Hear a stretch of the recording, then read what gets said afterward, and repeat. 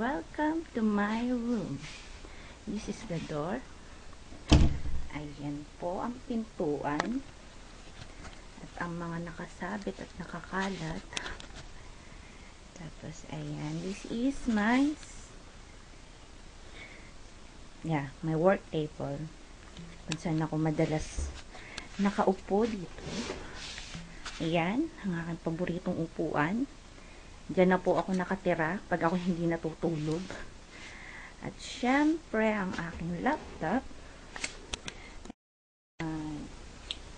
Super Facebook.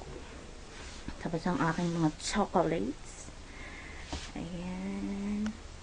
Tapos, sigarilyo. May phone. And then, Ayan. Tapos, ayan.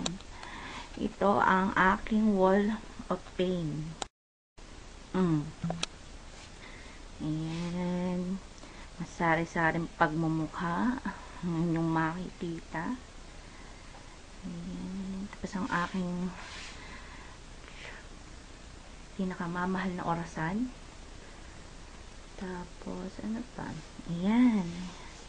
Ang aking bintana.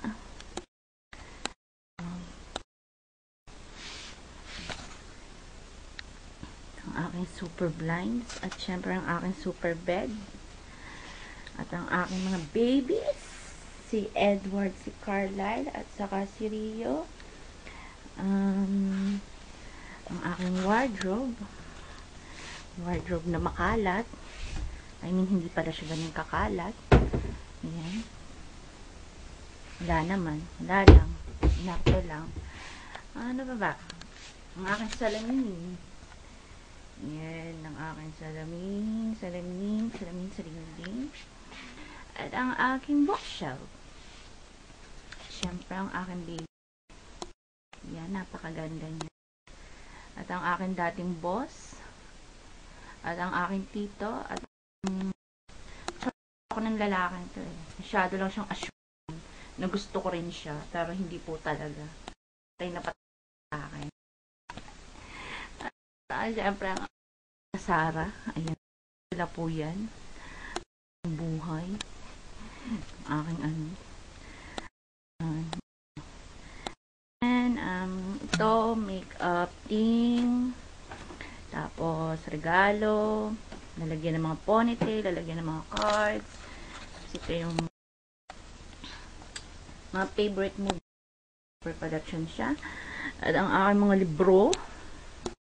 Yan po. Kagandahan naman. Joke lang. Ayan. Ang aking mga toiletries. Tapos, itong aking stock space. Punasan ng aking mga gamot. Ayan. Masyado na po akong maraming nararamdaman sa sarili ko. Siyempre, ang aking Chinese tablets. Pampakalma at pampalimot. At saka, ayan, ang aking mga toiletries. Kasi po, takot akong mamaho. Kaya ayaw ko nawawala ng mga, ayan, tapos ang aking basurahan. Ayan, ganyan lang naman siya. Hindi naman siya kagandahan.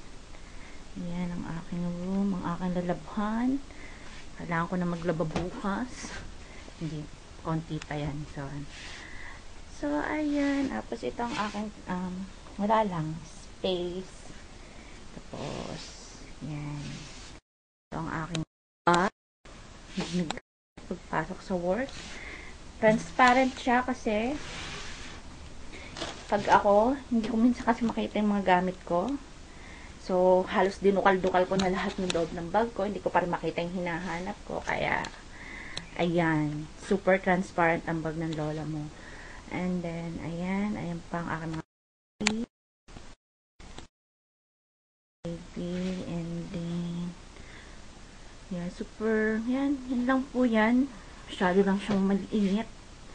Pero super love ko talaga yung room ko. Kasi, itong aking taguan. Ang aking himlayan. Kung saan maraming chocolates. Ayan. Yan lang po yan. Coke. Pampataba po kasi ang kinakain. ang aking bagong-bagong Nokia X6. Malapit ko na rin hong itapon kasi masakit na rin siya sa ulo. Ayan, hindi naman siya kagandahan. Banu pa. Actually, banu ako talaga. Ayan. Ang aking pinakamamahal na 7510. Pag baka makita pa kasi ng wallpaper. Ayan. Tapos ang aking Samsung Toco. Ang aking pinakamamahal na lighter. Ayan. At sabi nga nila, smoking kills. Ewan ko, hindi ko maintindihan bakit binebenta pa nila tapos lalagyan lang nila ng smoking kills. Para lang sila mga tanga. Tapos ang aking cashew nuts. Ayan. At ilalim po niyan ay nagaraya. Galing sa Pilipinas. Ito po ang aking mga chocolates, mga Pringles. Actually, ganyan lang po yan. Yan lang po yan. Ayan, ang mga maleta. Bintana, tapos kama, tapos salamin, tapos bookshelf, tapos pinto. Ayan. So, ayan po. Titigan nyo pa kung gaano sila kagwapo. Joke lang. Ayan. So, ito ang aking room. Nawa kayo nalibang. Nalibang at napraning. So, yep. Yan lang po siya. Okay. See? And syempre. Okay, patay na.